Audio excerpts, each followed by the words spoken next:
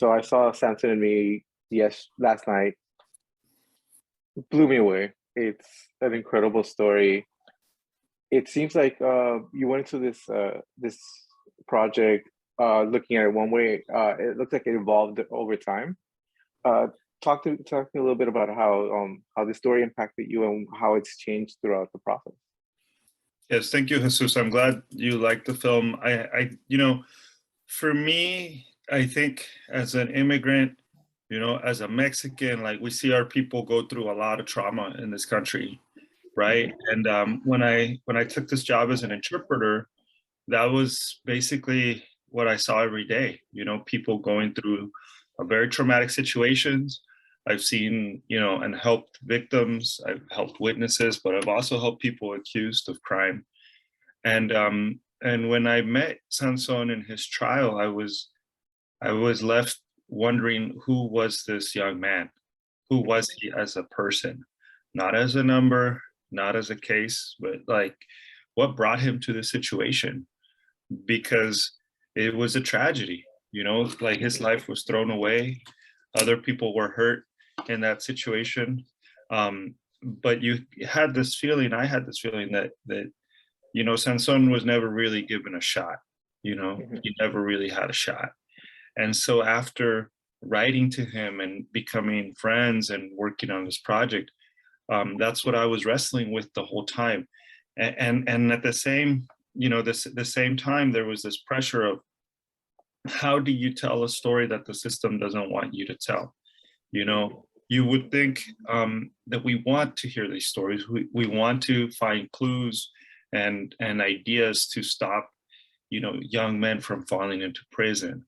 But it was really hard to have access to him. And after trying many different ways, I realized, I have his letters. I can work with his letters. And so it was a process. It took 10 years to make this film, Mhm. to try to figure out how to give Sansón a voice and how to make the story resonate with other people. Uh, it seems like it's a very emotional toll to take upon. There's so much in it that I just had to stop, process, and then continue watching. For you as a filmmaker, going through all this, how did you feel? How did you cope with a lot of the stuff that he talked about? Like what Sansón and I had was a deal with each other of being very honest and just trying to speak through the process and speak our doubts. And you see our doubts in the film, where we have misunderstandings or we have disagreements, but we also have moments where we show up for each other. And I was very clear with him from the beginning. I'm not making this movie to do what you see so many other things doing in the media, where like they find a case and then they try to revert it, right? They try to bring someone out from prison. Those are important stories.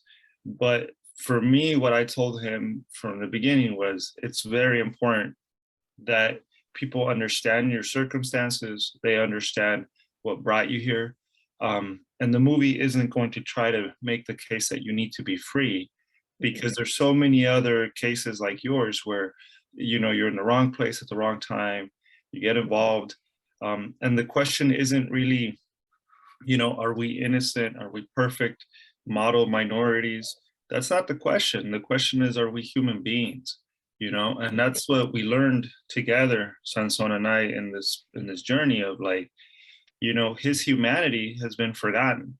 When you're willing to sentence a young man to 19 years old to life without parole, times two, you know, Mhm. for just being a driver, there's no humanity there. There's no humanity in the system. There's no hope for young men like him. There's no reason for them to try to rehabilitate, and so we need to do the work as society, and so the film reflects that. It reflects this idea of like getting to know who people are and understanding that there's still value in their humanity. And so many of us have been impacted by this system because it's how they look at us, right? It's how they look at Latinos.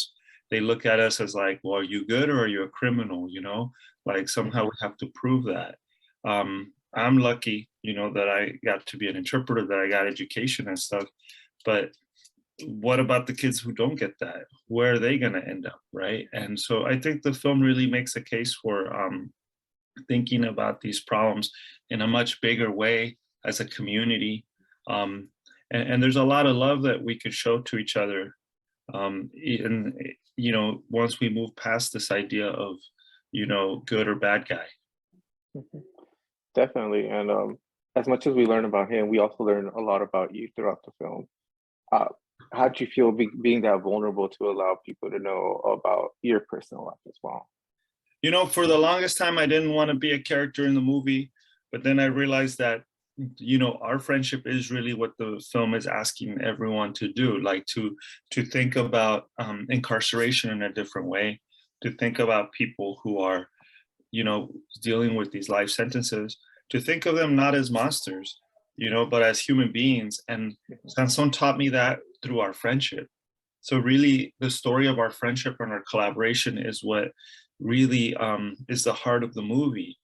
And when you think about like Latino communities, we're so divided by race and class, you know, like Mhm. we know that, right? We feel it all the time, this division between the upper class and the lower class, and who talks to who and who doesn't talk to who. Um, and I felt like that I wanted to honor that work that we did to become friends and to really support each other in spite of all our differences, you know. And to do that and honor that friendship, I had to share moments where Sanson was there for me as a friend, you know.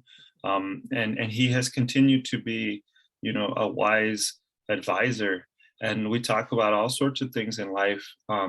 It isn't just like I'm the expert. You know, the classic movie is like, you know, here comes like the clean expert, and he's just like putting the pieces together. And, you know, the camera never looks at the director because the director is clean, right? The director is showing us like, you know, this kind of story that we want to see. And there's never a question as to why is the director even there, right? But I wanted us to think about that because hopefully many of us are trying to connect with other people too in our own lives. You know, we're trying to make a difference, and you have to be open to make a difference. You have to be willing to connect and to share, and to also listen, you know, like when tragedy happens in my life and someone starts to you know, give me advice, that advice was really meaningful. It really moved me and it helped me process that. And it shows that he has a lot of humanity and a lot of value that we need in this time in our lives. You know, the world is so violent and complicated. We need to be able to listen and to value these lives that we've kind of thrown away. Definitely. And throughout the entire thing, you build a friendship with Sanson, and you also meet his family. You become the liaison between him and a family that he hadn't talked to for years. Did you ever feel like you became part of that family because you do seem to get very close to his family and to him? Yeah, it's a weird situation, right? Like Hmm. you know, like in the film, Sanson invites me to go to his homeland in Colima, and then I meet his family, and his family start to participate in the film, and they start to agree to be the actors in Sanson's memories, right? So that's a big ask, you know, to say, hey, let's reenact these moments that he remembers. There's happy ones, but there's also really traumatic ones, and that brought us really close. You know, like I talk to his family very often now that the film is finished. Like we're still making plans, you know, to show it in a festival in Colima this fall, to show it to the public. They've already seen it, but they saw it in a private screening. And so their relationship to the film is still very alive. And at the same time, you know, like our connection, you know, is so important because I'm that guy in the middle, right? They can call me, they can't call Sanson. It's easier for me to send a message to him because letters take a long time or sometimes get lost for Mexico, you know. And you know, I think when you make a movie, you don't just take something from a community and run away and go get awards and stuff. You have to remember, like, well, people let you into their lives. Like, what does that relationship mean? You know, and so I hope that we stay connected for many, many years. You know, like Sanson and I talk all the time, and we think about what that means. Like, is he, you know, one day going to be able to go home? You know, what is his family building? What are their dreams? How can we help them, you know, to keep you know, going and moving forward, and to facilitate the communication, right? It's really hard for people who don't have a loved one in prison. Like, prisons make it really hard. It's hard to visit. It's hard to know when they're going to call you. It's really hard, you know, for folks inside prison to stay connected to their families. Many times, you know, they move inmates to prisons that are really far away, so it's expensive to go visit them. It's really difficult. And in the case of people like Sanson who are immigrants, you know, like that distance and that gap is like even greater, because you know, he's still, for example, learning English, right? So he's navigating the system in a limited way because he doesn't have full access with language, right? And his family, of course, doesn't have the right to come here, right? Like they, you know, they're not granted like a visa to come and visit him. Um, so there's a lot of things that I'm very aware that I'm kind of in the middle of that. So I want to pay attention to that. I want to be supportive, and I just want to help make it as easy as possible, even though it's a really difficult circumstance. Definitely. And you talked a little bit in the film about how some people may find this to be perpetuating perpetuating a negative stereotype. Uh, do you still feel that way? And what does it mean to be part of the GuadaLAjara Film Festival, be accepted into a film festival, you know, for our Hispanic culture? You know, I think for us as Latinos, like we have been branded as like either like the angels or the devils, right? Mhm. Like white people talk about how great we work and how our work ethic is so awesome. And part of that conversation means like in the, you know, there's something behind the scenes of that statement where it's saying like, oh, you know, like they come here and they do what they're supposed to do, right? Like they come here and they quiet and they work hard, you know, we like that. They're, you know, I'm being a really harsh on that criticism, but there's something about that, right? About like being the quiet, hardworking minority, with a lot of family values and all these really positive things that make us into like one-dimensional people, right? Like, and then there's the other Latinos, right? The ones that are like committing crimes and like, you know, they're un-American. There's that narrative too, right? And I think both of them are a trap. We're human beings. We have complexities, and we're the first community to suffer violence, right? Because when our young men like Sanson go to prison, that's violent. That affects all of us because it, you know, like there's a loss there. There's a broken family there. There's a young man who doesn't get to be a dad. Um, so many things that affect us, and I wanted the film to really accept that that's happening, you know. Sanson is not unique. There's thousands and thousands and thousands of young men like him just in California alone, right? Um, and so when people would tell me that I was making a film that made us look bad, you know, that kind of censorship, that's where we are undermining ourselves, right? As a community, we're kind of um, reinforcing the division and the separation and saying, oh, we're only supposed to be hardworking, you know, good, quiet people, right? And I wanted him to have that voice.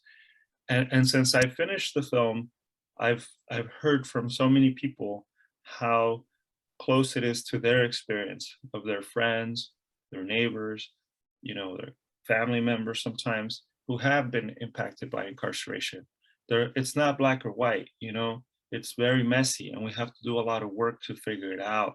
And so for me to come to LA with GuadaLAjara, you know, and to be closing the festival, a festival that I really love and I've been lucky to visit in the past, it's very meaningful because it shows that the community, you know, the artistic community, but also audiences really want this film. Like, it really speaks to something that people have experienced in their own life. You know, that they can love Sansón, and they can understand the complexities of what happened in court and everything. It doesn't have to be simple. We don't have to dumb ourselves down. We don't have to make it easy, especially for white people to engage with us. So I'm very happy and very excited for this screening, which is going to be amazing.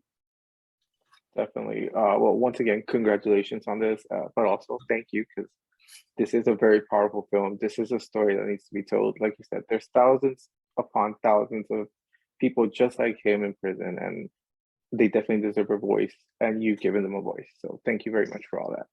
Thank you, Jesus. Thank you.